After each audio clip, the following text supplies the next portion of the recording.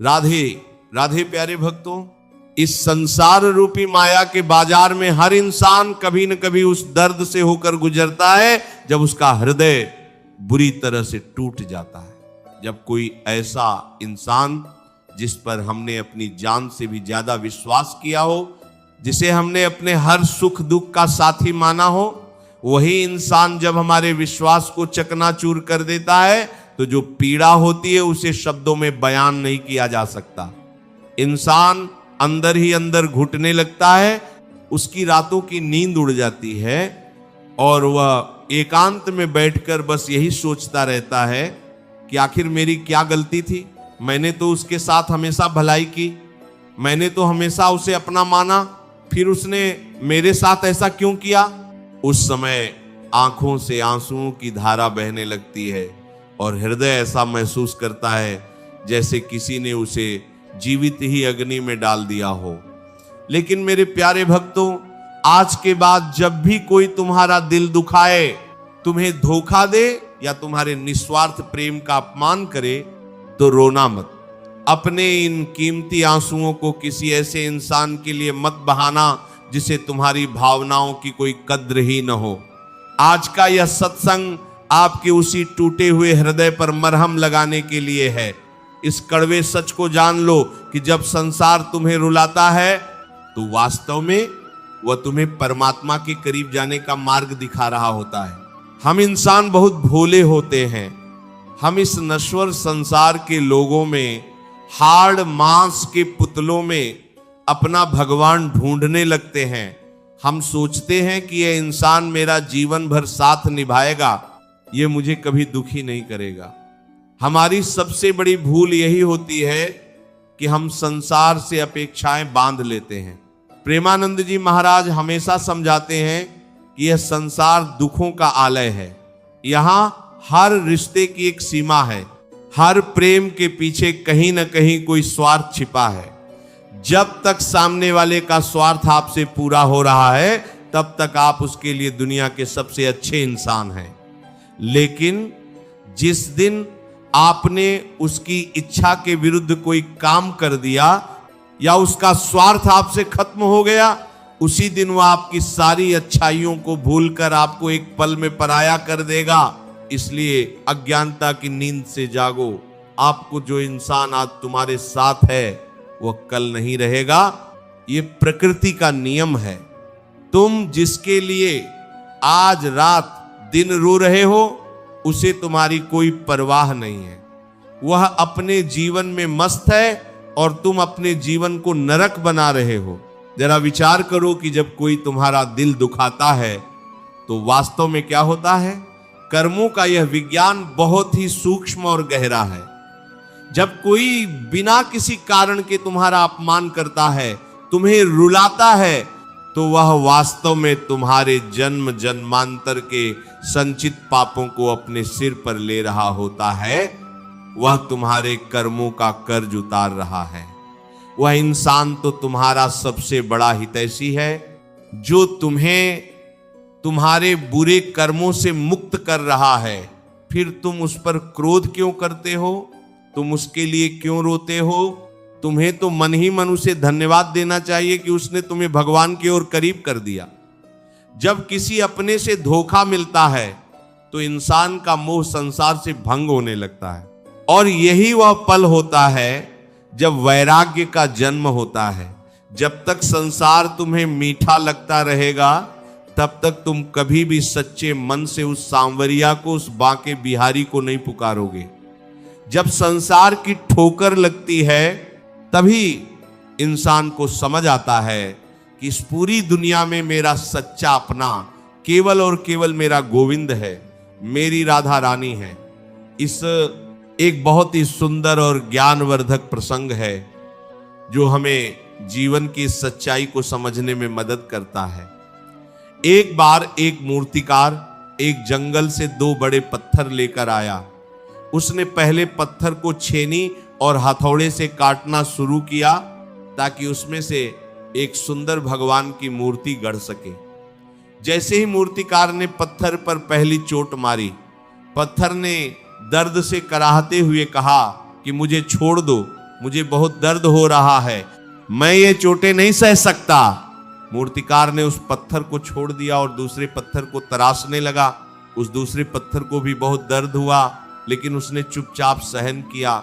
उसने सोचा कि यदि मैं आज ये दर्द सह लूंगा तो कल मेरा जीवन संवर जाएगा। कुछ ही दिनों की मेहनत के बाद वह दूसरा पत्थर एक बहुत ही मनमोहक और सुंदर मूर्ति में बदल गया। कुछ समय बाद उस गांव के लोग आए और उस सुंदर मूर्ति को मंदिर में स्थापित करने के लिए ले गए। जब लोग मूर्ति ले जाने लगे तो उन्होंने देखा कि वह पहला वाला पत्थर भी वहीं पड़ा है।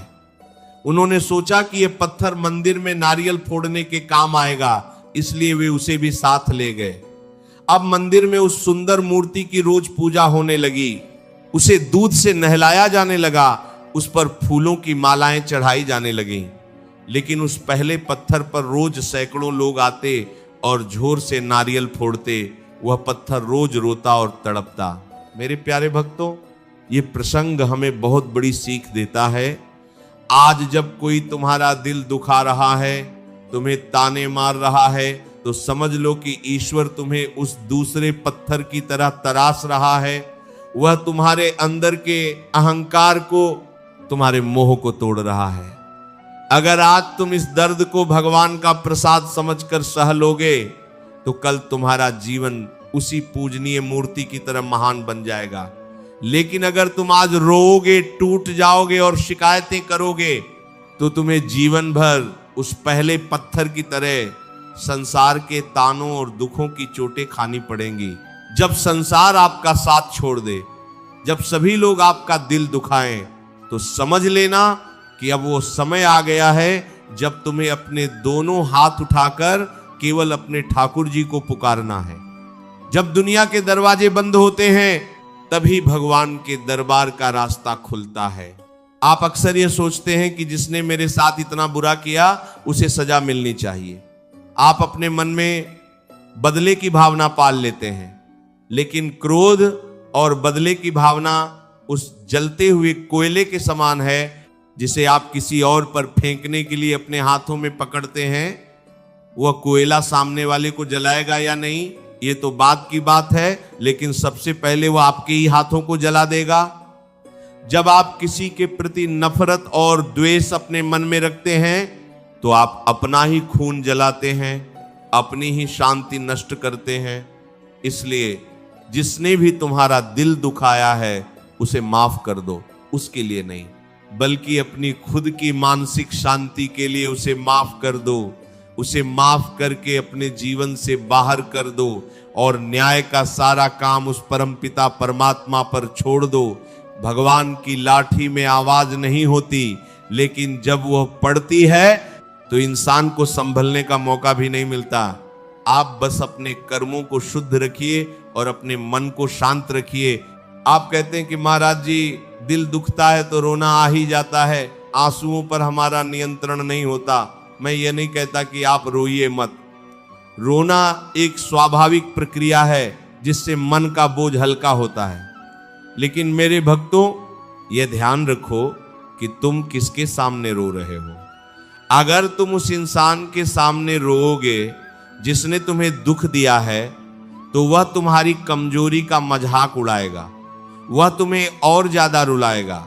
अगर तुम समाज के सामने अपने दुख का ढिंढोरा पीटोगे तो लोग तुम्हारे मुंह पर तो सहानुभूति दिखाएंगे, लेकिन पीठ पीछे तुम्हारी हंसी उड़ाएंगे।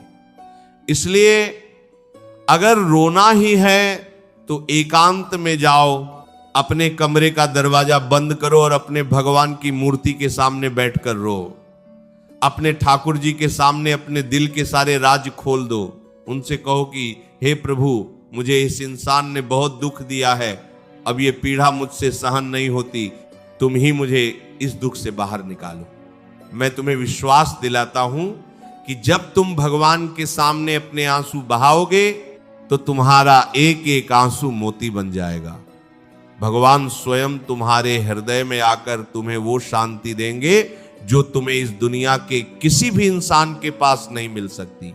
प्रकृति हमें सिखाती है कि सहनशील कैसे बना जाता है। जब एक पेड़ पर पत्थर फेंके जाते हैं तो क्या वह पेड़ क्रोधित होकर पत्थर मारने वाले पर कांटे गिराता है? नहीं, वह पेड़ बदले में उसे मीठे फल देता है। जो जितना ज्यादा सहनशील होता है वह उतना ही ज्यादा महान होता है। ये बात याद रखना कि लोग उसी इंसान का दिल दुखाते हैं जो दिल का बहुत साफ और अच्छा होता है, क्योंकि सीधे और सरल पेड़ों को ही सबसे पहले काटा जाता है। लेकिन इसका मतलब ये नहीं है कि आप अपनी अच्छाई छोड़ दें, आप अपने हृदय की पवित्रता को बनाए रखें। जब लोग आपके भोलेपन का फायदा उठाएं तो शांत हो जाएं और अपनी वाणी पर नियंत्रण रखें।